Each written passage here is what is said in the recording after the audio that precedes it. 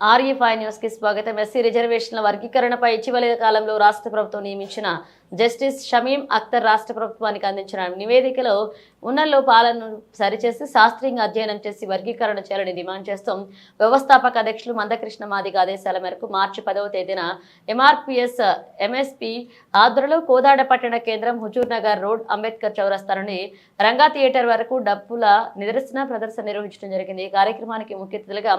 ఏపూరి రాజు Madiga MRPS నియోజకవర్గ incharge MSP జిల్లా అధికార ప్రతినిధి ఎంఎస్పీ రాష్ట్ర నాయకులు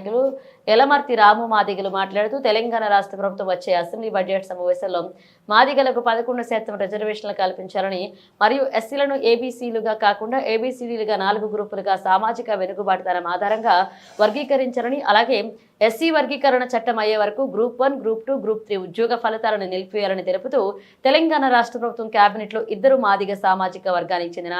ఎమ్మెల్యేలకు మంత్రి పదవులు కల్పించాలని డిమాండ్ చేస్తూ ఎంఆర్పీఎస్ జిల్లా అధికార ప్రతినిధి ఏపూరి సత్యరాజు మాదిగ, ఎంఆర్పీఎస్ మండల అధ్యక్షుడు పిడమర్తి చిన్న వెంకటరావు మాదిగ ఆధ్వర్యంలో జరిగిన కార్యక్రమంలో ఆవేదన వ్యక్తం చేశారు.